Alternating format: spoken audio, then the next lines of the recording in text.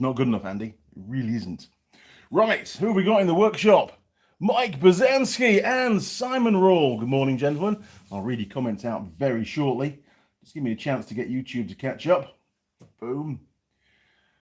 Oh, it's been a hell of a week. It really has. There we go.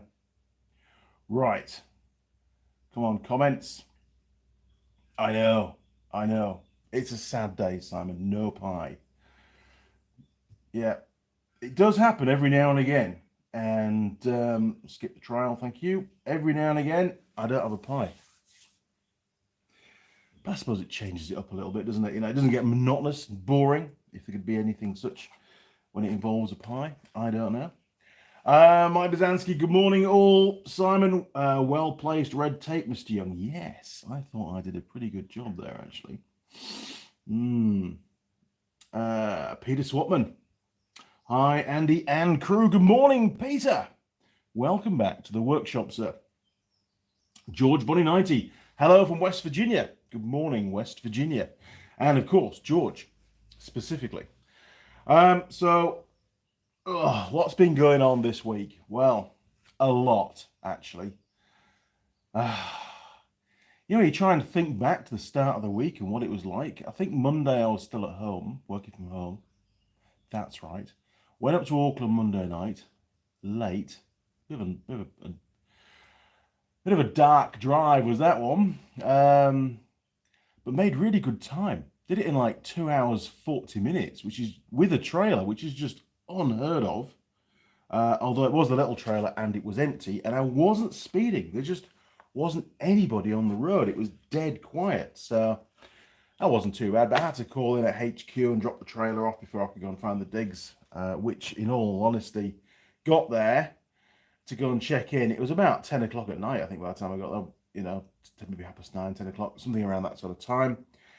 And both the front doors are jammed. I physically couldn't get into the building. The guy was there at the other side from reception trying to open the doors, and he's pushing these glass doors really hard.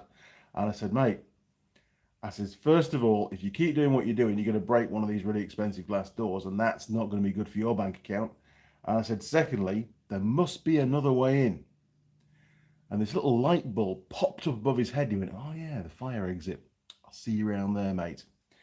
So off we went, did what we needed to do, got the keys, unloaded the truck, got in the room, boom, straight asleep. Absolutely knackered I was. Mrs. Mechanic had been busy sandblasting again that day to try and get caught up. Workshop's a mess. Tuesday, Wednesday, Thursday, Friday, basically just police bikes. Really busy on those, running around collecting stuff and trying to squeeze in a bit of admin work here and there.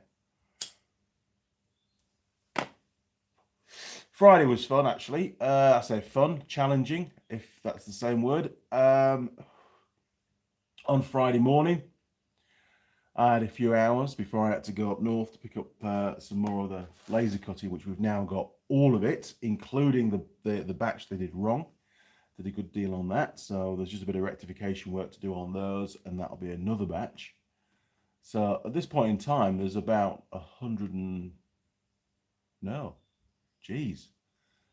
300 metal plates, the big plates in the workshop. About 320 actually. Anyway, digress again. Friday, had a Mr. Policeman come into the workshop with his motorcycle. They use what's called a Ballinger, which is a digital calibrated speedo. This is an addition to the bike's own speedo. As we all know, the manufacturers these days always make their speedos overread deliberately to basically prevent any kind of negligence or whatever in court should their speedo actually end up underreading or be proven to underread.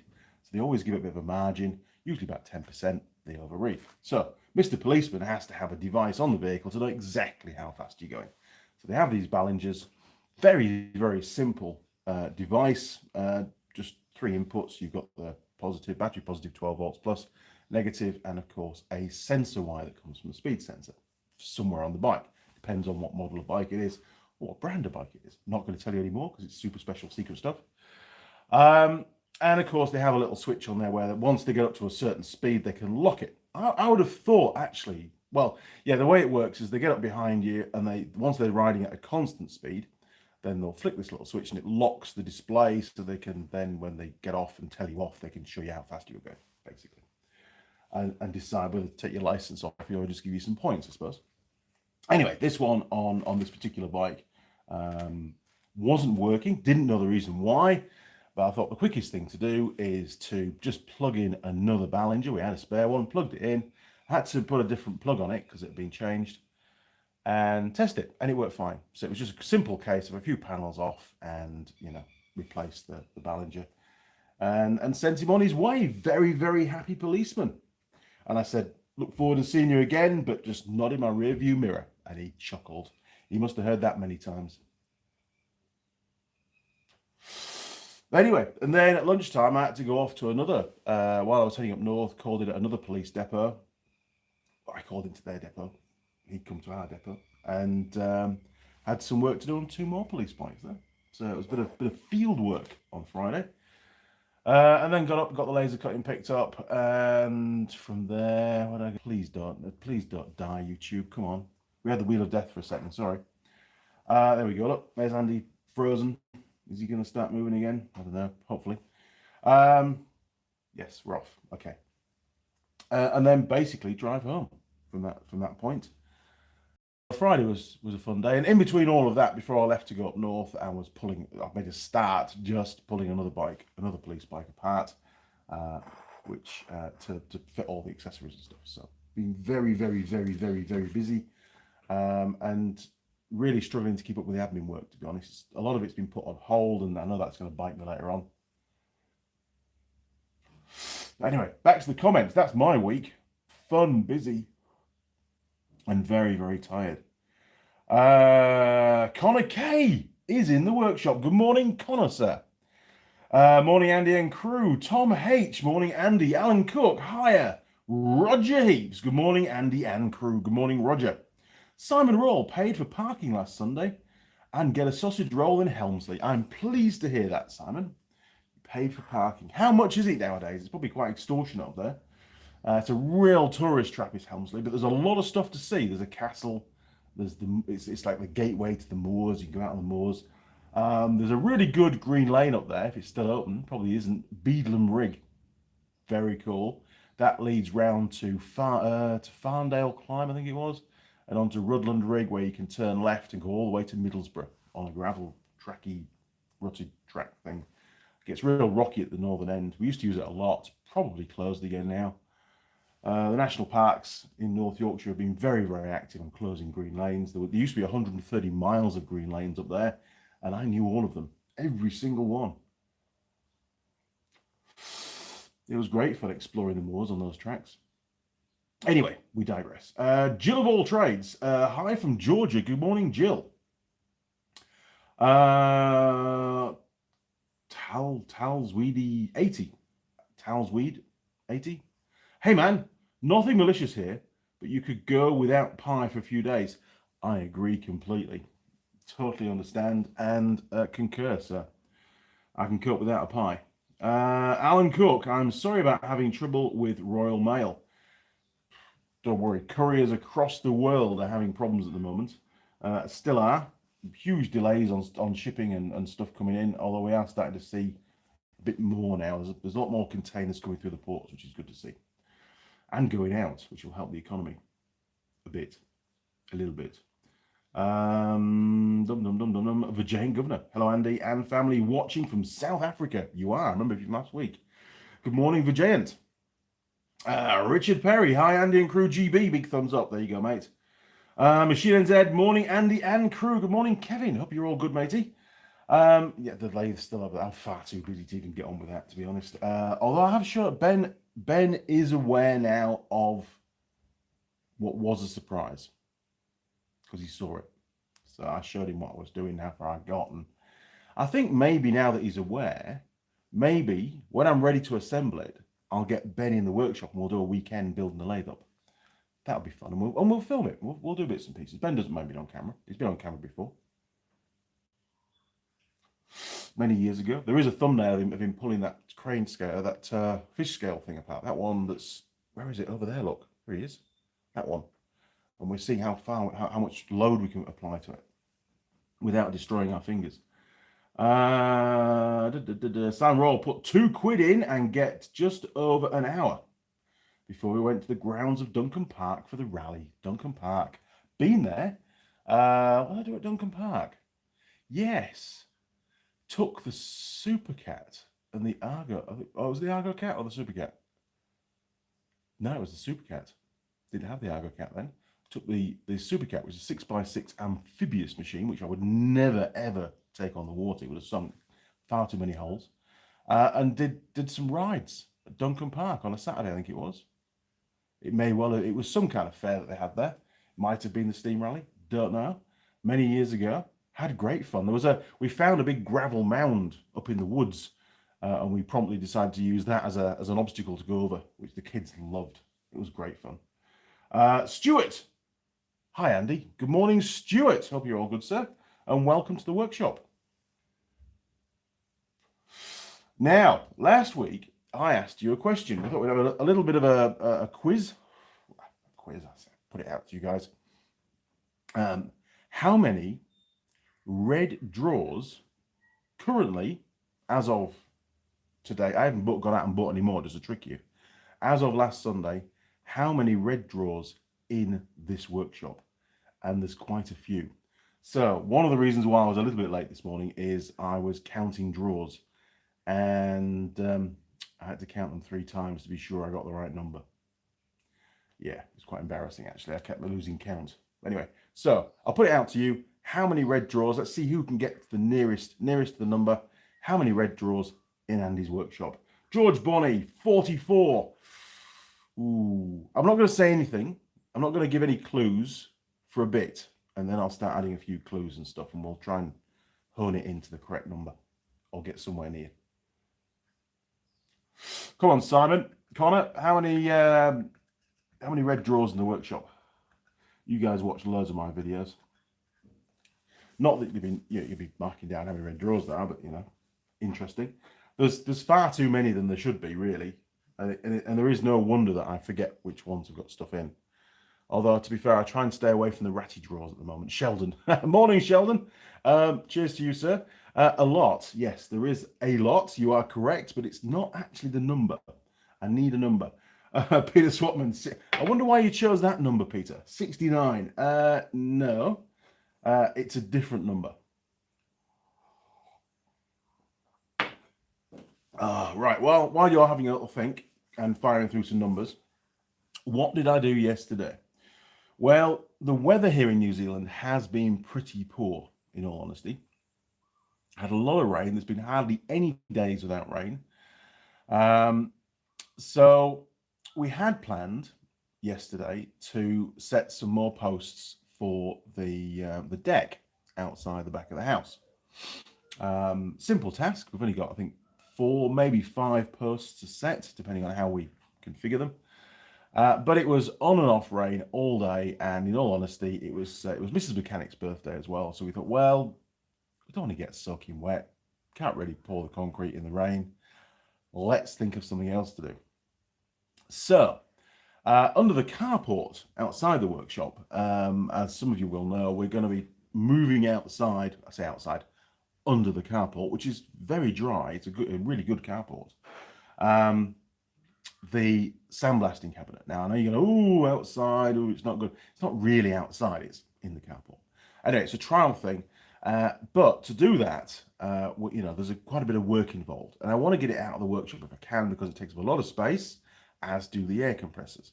So, I didn't do a drawing yesterday. I was going to do a drawing for you. We had to basically build a big wooden sort of giant cupboard to put the sandblasting cabinet in. It'll have doors, so when it's not in use, we can close the doors, and it'll stay relatively dry. I mean, I'm gonna. One viewer did say drop the garnet when you finished using it, so you don't get moisture in the garnet. Great idea. We'll be doing that. Don't worry. And of course, we'll be cleaning out the filter as well, because again, that'll start to stick if it gets moisture in it. So we basically built a wall. That's all we did yesterday. The 3 of us. We put 1 post in, and then infilled it with some planks and bits and pieces. Looks tidy. Didn't take a photo. Sorry, you'll see it a bit further down, I'm sure. But we're getting there. So all it needs now is a little bit across the top, and then I've got to make some doors for it, and then that's the sandblasting cabinet done for. Well, it's the cabinet done for the sandblasting cabinet, so to speak. And it all fits in there nicely. Plenty of room to open the door at the end to put stuff in. You can wheel the machine around so we can drop the garnet or the used garnet out of the filter, you know, because we'll get a lot of that. A lot of real. I mean, I emptied it yesterday, and Ben was amazed how much came out of it, and it was about half what we normally get. So, you know, if you'd seen the full volume drop, then it'd have been, you know, outstanding. And then to the left, if you imagine this, we've got a big cupboard on the right with the sandblasting cabinet in it. On the left, basically is another wooden cabinet, 1.2 meters high is the top of it. So it's quite a high bench. It's more like a big shelf, which is perfect for putting all the ROV parts on when I strip them down. So that's going to be really good, nice flat area for tools and seats and other bits, panels and bits and pieces that I take off. Normally I put quite a lot of the stuff in the tray on the vehicle, but things like seats and stuff are a bit bulky and they just get in the way in the tray. So it'll be perfect on there. And then underneath will be the 3 air compressors, the big one on the bench, which I fixed last weekend, and the 2 smaller ones. And they'll all be on a big steel frame, so I can lift them in and out with Trevor the tractor. Perfect. Once all that's done, then I can get the electrician down to actually plumb it up with a decent power supply, so we don't have to mess around with it with extension cables and stuff. And then basically the sandblasting cabinet will be good to go whenever we need to use it. We just open the doors, turn on the compressors, and put some garnet in, and boom, away you go. It'll save a lot of time on setup, and it will also mean, and this is a major benefit, that Mrs. Mechanic can do some sandblasting when Andy is away during the week. That's a huge benefit, because then she can just do a couple of hours a day, won't annoy the neighbours too much, and she can basically work her way through the plates. So we can, you know, we can get ahead, because at the moment we're falling behind. It's a real struggle to try and keep up with the workload. So that's what we did yesterday. Doesn't sound a lot, but it took a while. We did a nice, neat job of it. Very happy with the way it went. What's the plan for today? Well, at the moment it's not raining, so the plan of attack is to do the posts for the deck.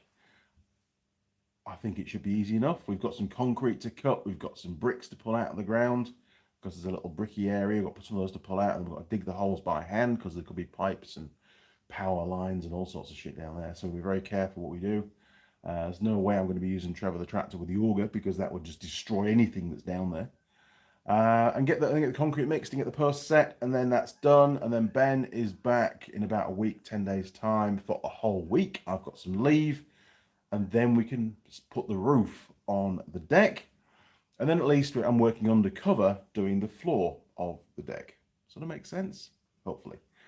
Plus I need to go and buy a shit ton of more timber, because, you know, doing the deck floor is a lot of timber, and I haven't got that here. But I have got the timber to put the posts in, but I haven't got the rails for the top, so again, more timber. So I've got to get all that organised for when Ben comes back. I know I ramble on, but there's a lot to cover.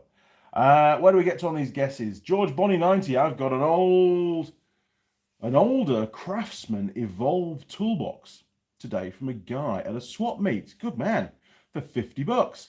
And I was very happy to get it. I bet you were. I do like my old Snap-on one over there. I bought that probably when I was about, I was at Bickley, so I don't know, probably about 1996, 97 maybe I bought it, somewhere around that time. It's a bit rusty, but it does a great job, and it's a perfect toolbox for all the bits and the rangum and stuff, you know, keeps everything else nice and tidy. And the drawers still work, which is nice. It needs a bit of an overhaul, to be fair. I should one day do a video pulling the whole thing apart and cleaning all the runners and fixing it up. Scott, nearly missed the live stream. Hello, Andy. Good morning, Scott. Scott's guess is 85 drawers. We're getting closer. There's the first clue. Simon Roll, 58. Simon, you're going to need to bump your number up, mate. Sorry, you can have another go. It's all right. There's no limit to the number of guesses that you can have 3 guesses. How's that? You can have up to 3 guesses. Sheldon, 115. Give it another few weeks, Sheldon, and probably we're going to hit that number. So there you go. Another little guess for you. Another clue. Simon Roll 100. We're getting very close now. Very close. It's not quite that many. It isn't. I did miss on my first miscount. I got to 101. George Bonnie 90, 96. George Bonnie 90, you are the winner, sir. Simon was very, very close at 98. George Bonnie 90, 96 on the nail. I'm not going to go around the workshop and count the draws with you. You're going to have to believe me that that's how many there are. However, I will show you one thing. Just unplug you because you're on charge. There we go. I'll show you one that caught me out on my first count. Turn you around. 3, 2, 1. Boom. There we go. Terrible camera work as always, Andy. Right. Oh, we've got Ben's tools here as well. Look. Right. So when I was counting this one, obviously in my semi-sleep stupor, I was counting 1, 2, 3, and then I counted that one as a draw, and it's not a draw. It's actually, is it going to open? There we are. Look. It's just that thing. It's like a little cupboardy thing. It's not. There's no drawer there. So if you're going to go through all the footage and count all the drawers in the workshop, and just bear in mind, helpful hint, that one is not a drawer. But don't forget, there's the snap-on box as well. Look, there's a few in there, and there's a little portable thing there which normally lives on top of one of the trolleys, but we've been using the trolleys for cutting timber, so it comes off. And on my first count, I counted these ones twice. Yes, because I'm an idiot, basically. And no, I've not cleaned out Ratty's drawers. They're now known as the rat drawers. Yeah. It's not, I mean, the smell's gone, but it's not very nice at all, in all honesty, in there. So I try and avoid going in there as much as possible. But the good news is Mr. Ratty has not come back, which is awesome. And yeah, I know I've not cleaned the drawers. I mean, look at the state of these, honestly. And the reason for that, this is overspray. I mean, it doesn't stick to the drawers. It's just dust, black dust, basically. But I've got a lot more spraying to do. So, seriously, what's the point? Might as well just wait till I finish spraying. Again, there, look. Absolutely. I don't think it shows up on camera that well. But if I give it a clean, it will. Look at that. Horrific. Anyway, so while we're having a wander around the workshop, Mrs. Mechanic was extremely busy. She's only got that many plates to do. I think 20 plates or something like that still to do on the 450 brackets, and then there's of course all the little bits which are in here still to tumble, which I'll probably set off today, get it all tumbling away.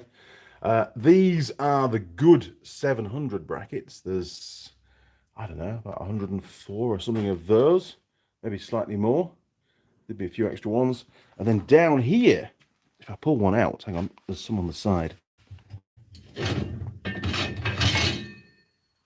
So, if I put them side by side, you can spot the difference. Okay, so can you see the difference? Very obvious. This bit, this little cut-in, is missing.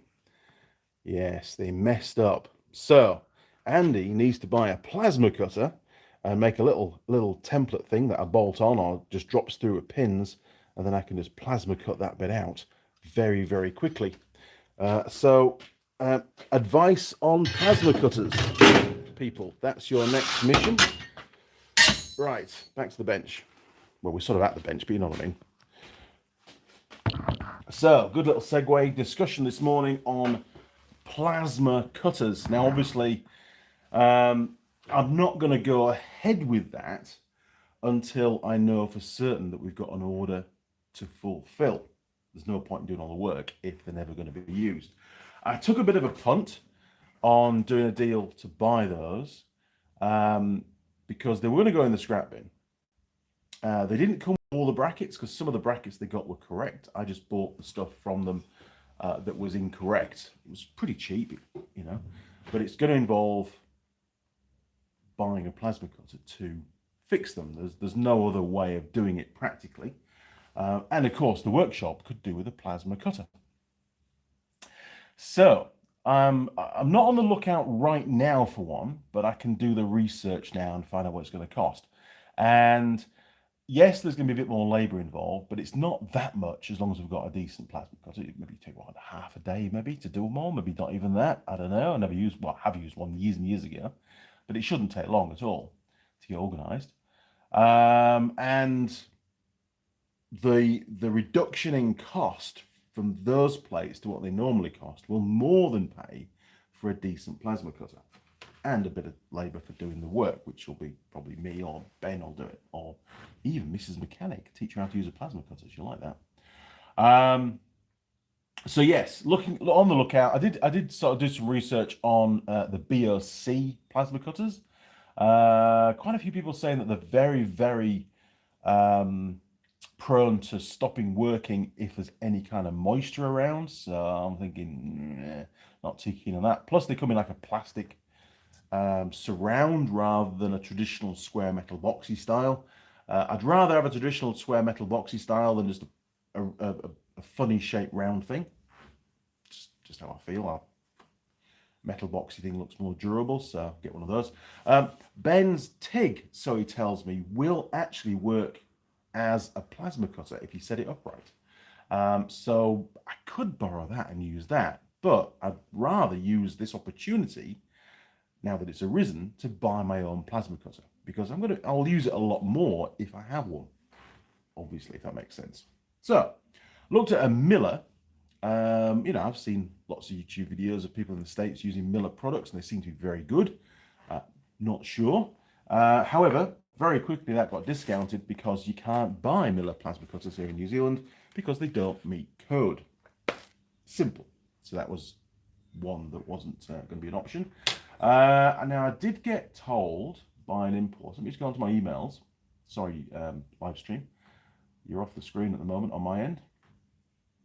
I did contact a guy in Auckland regarding the Miller ones, and he's the one that's told me that they weren't available here in this country.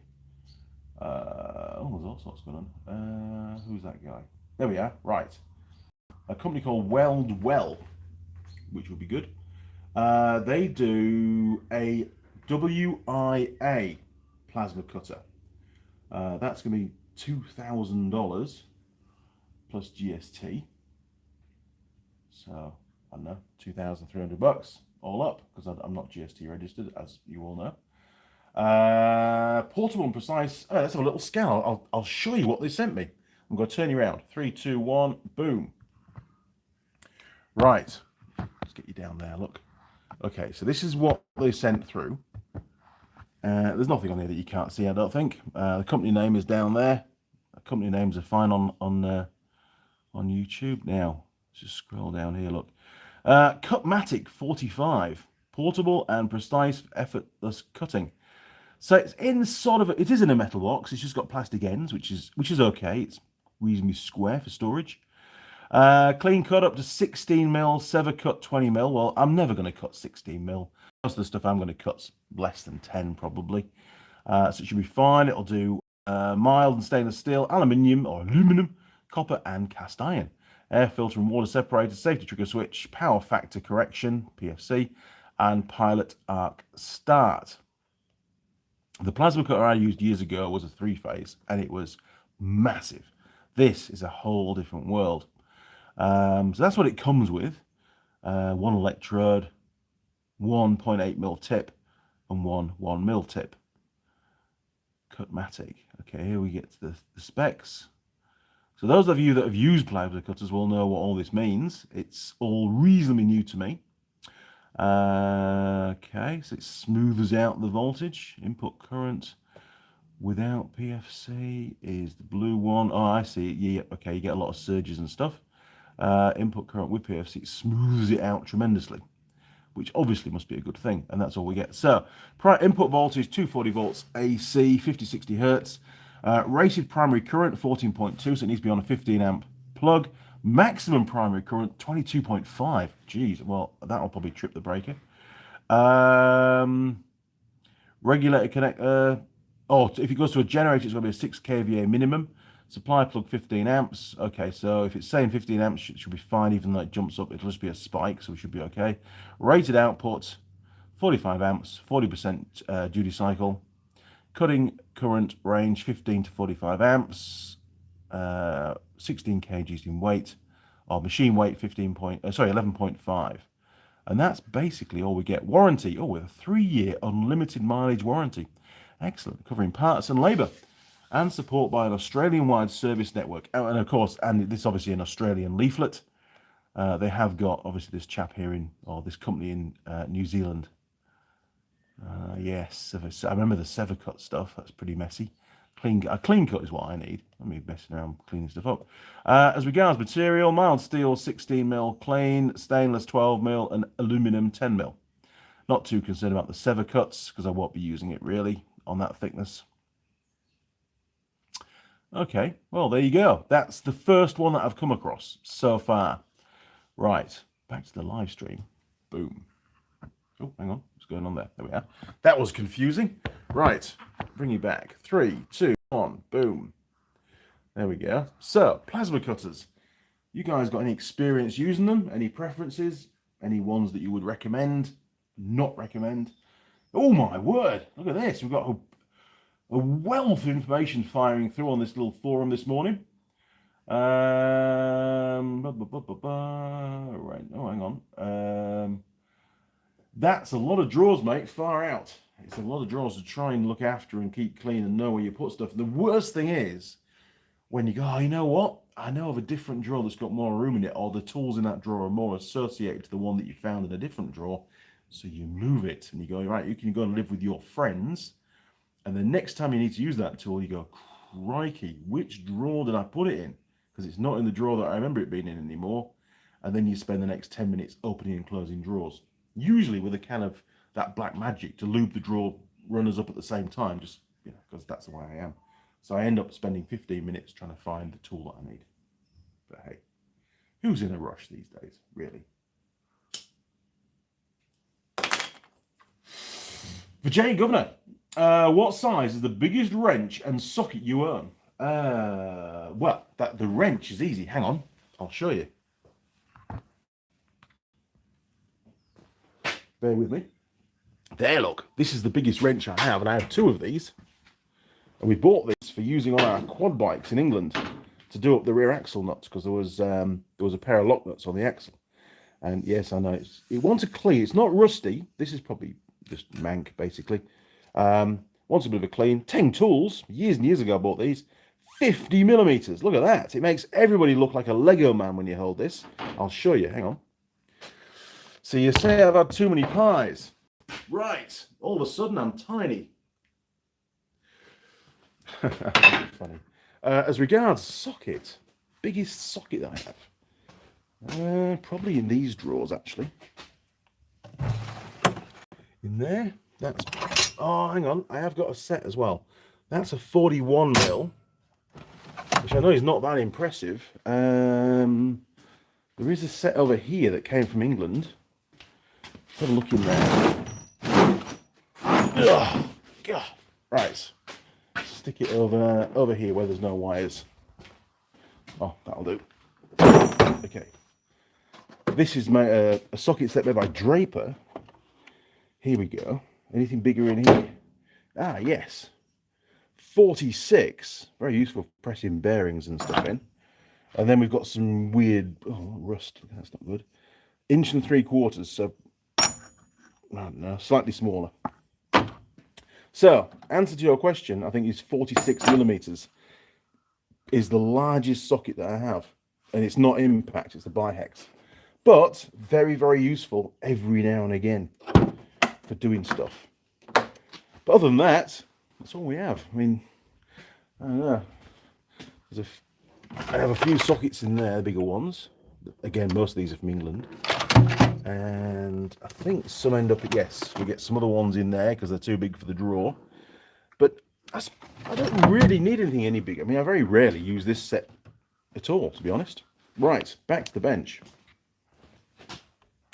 In fact, I'm going to hang this back up because I'll forget. There, look, you can live on that one. Perfect. There we go. So, interactive live TV YouTube channel thing where you ask to go and see a tool and I take you straight to it. Pretty good. In fact, while we're on, Sheldon was asking about an electronic battery tester. Sheldon, did I send you the information or not? If I didn't, we can have a look at it now. Just tell me. Where do we get to? George 190, I saw your toolbox tour. They're all packed with full of good stuff. Thank you very much. Tools are expensive though. It takes a long time to build up a good collection. Sheldon, my MyTech plasma is rubbish. Right, I won't buy one of those. Thank you, Sheldon. Nut Marsden, I had problems with rats at a bike shop I worked at in Florida. Would eat the wiring on the bikes. Holy crap. We had a parrot that drew them in front of the seed. We had a parrot that drew them from the seed. Oh, right. So you had the parrot. It had some seed. Mr. Ratty decided he wanted to eat parrot seed, so he came into the shop. Hence the problem. Understood. Yes, rats are not fun at all, are they? Scott, something has died in my garage and it stinks and there are loads of flies. Was out there repositioning my vise. Yes, moving it forward an inch or two. Did you find the culprit? Did you find the carcass? Simon, used to have a plasma cutter. Due for bigger severance cut than the machine says. And look at the duty cycle for about 80%. Yeah, a duty cycle was something that I got caught out with my first MIG. I had a Sealy 185 and it had quite a low duty cycle. So I kept cutting out and cooling down. The Murex is brilliant. I can weld pretty much non-stop with that. And it doesn't cause any problems at all. The duty cycle is obviously a lot higher. It is an industrial MIG as opposed to the Sealy was more of a hobby sort of handyman sort of small workshop kind of MIG. Murex, it's a shame they don't make them anymore. It still is phenomenally good, and I will never sell it. And I'm so pleased I bought it. It's a trades MIG, 251 or something, 261. I don't know. Can't see it from here. I can see the MIG, but I can't read it. It's covered in dust. But it's about basically it's the biggest single phase MIG that I could buy at the time, and it's done me proud. It's earned a lot of money as that MIG. It's done very well. It's done all these beams in this workshop, as most of you know. Right. Simon, R-Tech from the UK make good kit. I've not heard that around here in New Zealand, but I'll check it out. Thank you, Simon. R-Tech. Take a photo. Bear with me, people. I need to take a photo because I will only forget, and finding these comments afterwards is an absolute ball ache. Sheldon, what about Lincoln Electric? Now, yes, Lincoln Electric I did look at. And again, another US brand, isn't it, Lincoln? I've seen those on the videos. Most possibly looking at that at the moment. Machine NZ. Plasma cutter. Make sure you get a Pilot Arc version. Great information. Thank you. It will start cutting even if the metal is rusty or got paint on it. Normally ones won't fire if the metal is rusty or covered in paint. That is very, very useful information. So it must have a Pilot Arc. Thank you. I did read that on that spec, on that one that we just looked at. So that one does have that, which is good news. Good NZ YouTube channel for plasma cutter info is Pete's Tools. Another photo is required. I will check that out because it's all about the research, isn't it? You're only going to buy one. I'm never going to buy another one, I don't think. Harry Dog, man saved 3 wild pigs today. Dogs are trying to kill them and went out there and fought the dogs off. 2 female pigs and a baby. Wow, that's a lot of bacon saved. Good man. Tom H, a Unimig Viper Cut 30 will do what you need. A Unimig, I've heard of that. Unimig Viper Cut 30. Okay, and they're pretty reliable, Tom. Good value for money, good quality, because there's a lot of poor quality crap on the market these days, isn't there? Peter Swatman, I nearly read that as Jurassic. I a Jasic plasma cutter. If you're just doing mild steel, what about oxyfuel? Oxyfuel, no idea what oxyfuel is. You've got me there. I'd like to get one that would do alley and stainless as well. If I'm going to get one, I want to get something that's going to be, a bit more versatile, and then I'll probably start to use it more. because you start to change the way you make stuff and the materials you use when you've got kit that can do it, basically. So it'd be good to have one that'll do all of them. Mike Adams, hi all, good morning, Mike. Sheldon, RE battery tester. The info you sent, I think that model is no longer available. Oh, that's a shame. But they do a few others. Projector is the brand. That's right. Well, Projector bring it in, but it's made by a different company. OTC, I think. Yes, it is. OTC make that particular one. But Projector is a good brand, a good quality gear actually. Same as the battery charger we have. That's right. They do a lot of battery chargers. Mike Adams. Thank you, Sheldon. When it comes to tools, over the years, I've learned not to be too picky on tool brands. I found some name brands to be POS and off brands to be bulletproof and vice versa. It's a bit of a minefield, isn't it? Because, years ago, you knew a brand for quality across its range. And unfortunately now, in some cases, there are areas of their brand which are not quite up to the quality that you'd expect. So I agree completely. Good point. Peter Swatman, oxygen and fuel gas like propane. No, okay, so no, definitely not going to have oxyacetylene in the workshop. I had a bit of a scare years ago. I wasn't there, but I had been using the same kit only a few weeks earlier, chopping up some scrap and I think an old lorry chassis at my mate's place. This poor lad, young lad, trainee, he was using oxyacetylene cutter, a torch. I've still got one of the. I've got a torch here somewhere, one of those in one of the boxes. I brought that with me.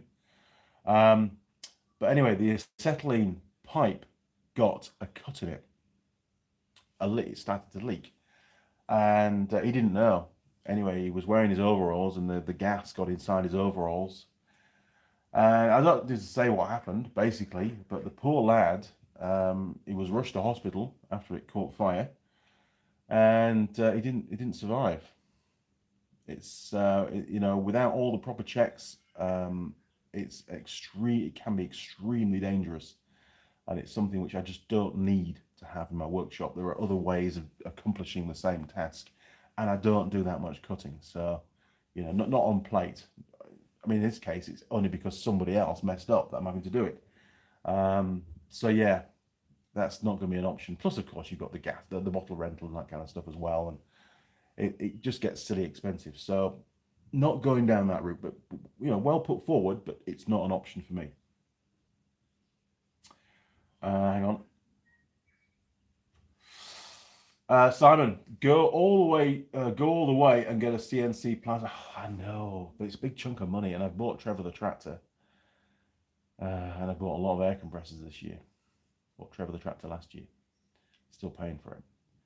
So a CNC plasma would be really, really cool because then I can cut all my own plates. But then I would have all the steel to move around, the sheet steel. And of course, you're limited to how many plates you can get out of a sheet because of the bed size on the machine. So a lot more handling. Is there that much of a cost saving? Probably isn't. I mean, they're very, very efficient at one-stop cutting shop that I use for all the plasma cutting. So laser cutting, this is. So yeah, we have enough work to do as it is, to be honest. I would love to get a CNC plasma cutter. But budget just isn't there at the moment, and I think it's actually quite a different tool to a handheld one. The handheld one's sort of quick, it's instant, it's just for one-off jobs usually. Anything bulk, I'll just get laser cut, I think. But very good point, Simon, and it's still on the cards and something I'd really like to explore further down the line once I've got a bigger workshop, because I can't really store it at the moment either. And this workshop's damp, and that's not good for gear like that. We've got a leaky roof. It's pretty bad, actually. It's getting worse. With all this heavy rain I've had recently, there's definitely a few more holes in this roof now than there used to be. But the big plan is to re-roof it at some point. I'll actually put another roof above it, and that will help to keep it cool in the summertime as well. One day that will happen. One day. It's all about the money. Jim K. Wait, I'm late. No pie. Jim, there is no pie today. It's a sad day, but as one of the viewers pointed out, Andy could probably do with missing a few pies. Thank you. Appreciate that. Scott, nope, didn't find the rat or the mouse, but I am very happy with the repositioned vise. I saw you fitting a vise on a video with a Tool Girl. That would be Tool Girl Lilli did that one. It was that vise just there, actually. And realised I had mine set wrong. There you go. That video was actually useful to somebody. That's really good to know. Thank you, Scott. Machine NZ.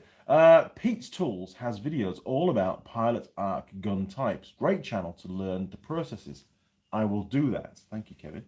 Not Barsden. Speaking of large tools, we use a tool wrench the size of a parking meter for some Harley flywheels.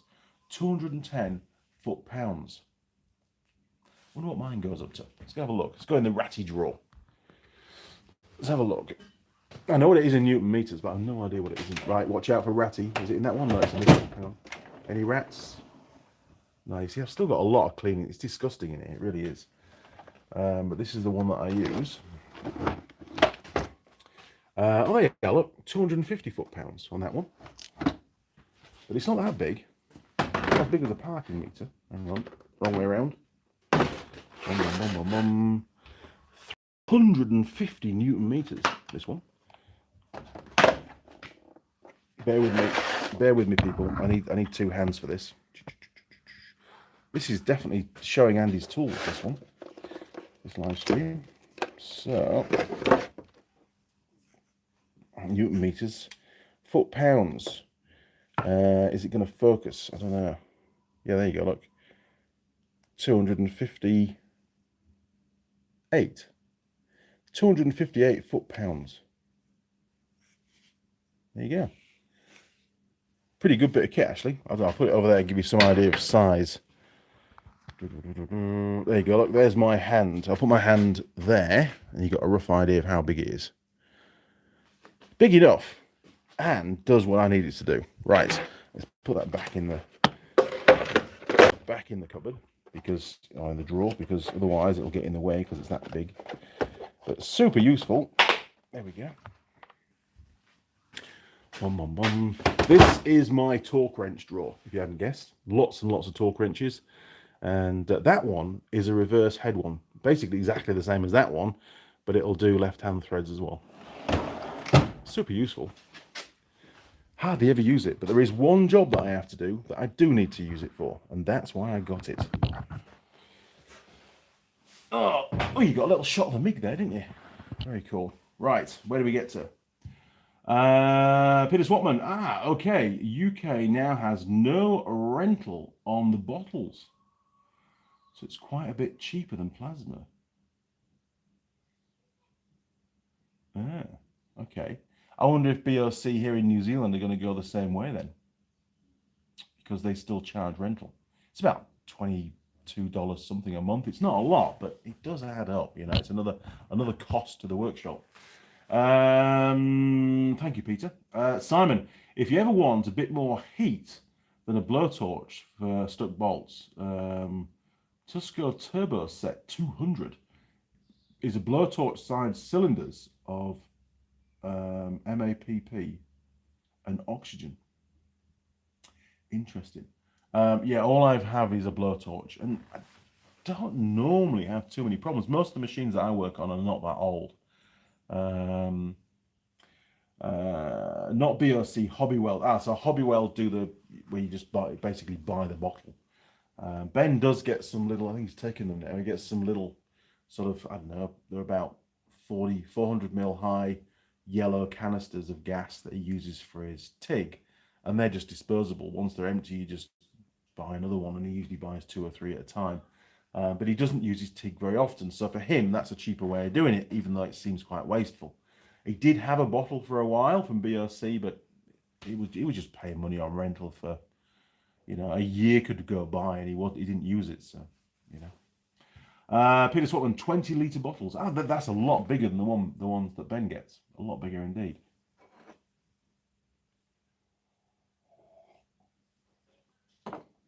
So, plan of attack for next week. I'm going to try and keep this live stream reasonably short because I've got a lot of work to do today.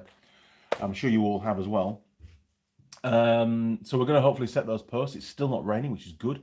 So I've got to get Trevor the tractor and move a load of stuff, because a lot of those potato boxes are along the wall of that side of the house, which Mrs. Mechanic's been standing on, in order to paint strip some of the house, which is pretty cool, rather than using ladders and stuff. They were perfect for it. Nice big platform, very safe. She found that very useful.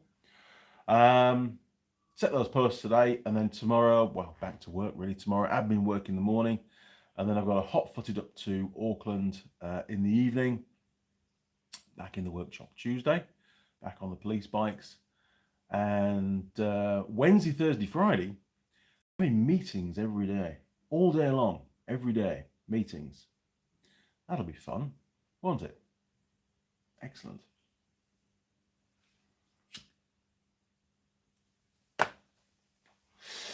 And then next weekend, I've got an ROV to finish as well. So maybe I'll set Mrs. Mechanic and Ben on digging these holes, and I'll get the ROV finished. Or vice versa. I've got some calipers to build up, so Mrs. Mechanic can clean the calipers. She's very good at cleaning calipers. It's her forte. I've done the CVT drive already, so need to keep that going with that, because I'd really like to take the ROV back to Auckland tomorrow night, because I've got to take the little trailer up anyway, so it can get a free ride, which is good. It's all that, logistics is a nightmare anyway. And then next weekend, I'm basically gonna be spraying. I've got to spray up all those 450 plates and brackets and bits and pieces, so we can then the following weekend we can then put everything back together, build all the kits up, and then they can go out. And then I can start the 700s. Fun. So yes, what have you got planned for the next week? Because I'm pretty damn busy at the moment. I think I like being busy. I don't like doing nothing, Can't sit and do nothing. Got to do something. And there's a lot of things to do.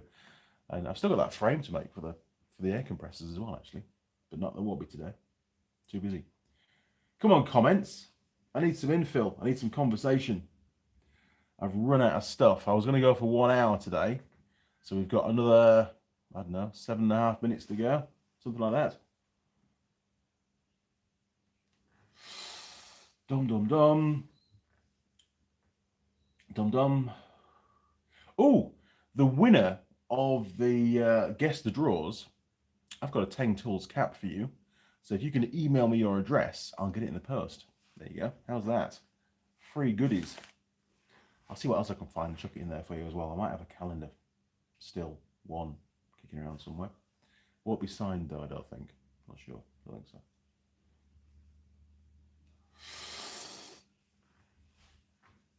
Kevin, how's the editing? Oh, it's a very sore subject, Kevin. No. Haven't done any more since I last spoke to you. I've been way too busy. Doing admin till about, usually between 10 p.m. and sometime, there was one night I finished at midnight. And then you're up again at 6, it's long days.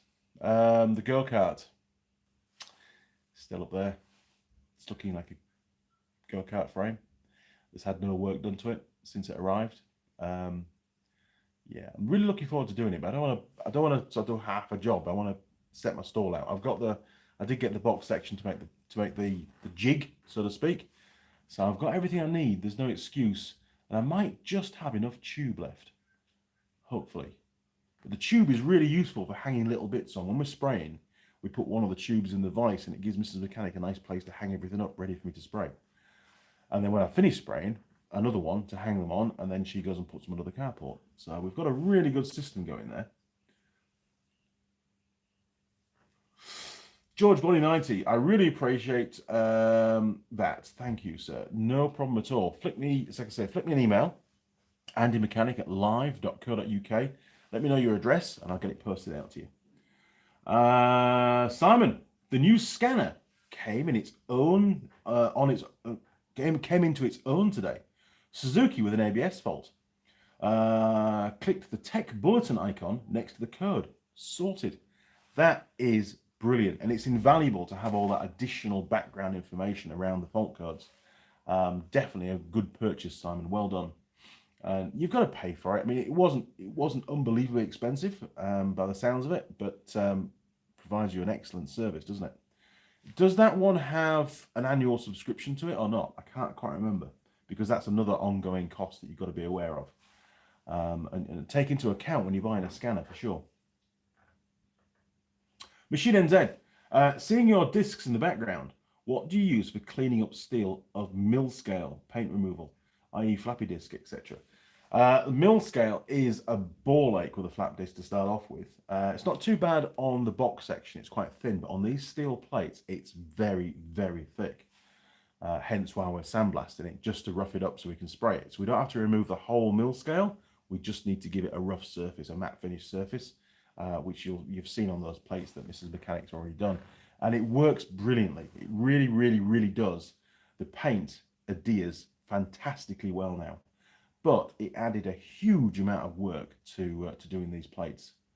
But they couldn't be done any other way, I don't think, really. I mean, we've talked about acid and stuff in the past, but I don't really want drums of acid kicking around the workshop, because we'd need quite a lot of it. They're quite big plates. Plus, I wanted a sandblasting cabinet. You know, they're very, very useful for other jobs as well. So, you know, on the ROVs, Mrs. Mechanic sandblasts the silencers, because they get a bit rusty. Then we respray those as well when they come in for service. We've done the one that's here already. Did that last weekend, and it makes them look so much better. And because the silencer to replace is about $1,100, it's extremely expensive. It's one less big chunk of money going out for the club, because they usually, when they're used on a beach, they usually rust out during year 3, and they keep them for 3 years. So when they sell them, they've got a pretty new silencer on. But I'm hoping we don't need to do that for them anymore. By painting them at every service, they should last the 3 years and still be good for the next owner. Yes, it does have ongoing charge. Well, you know, it's one of those things, but if you're getting the service and it's paying for itself and making you money, that's what it's all about. Scott, how's the battery hedge trimmer going?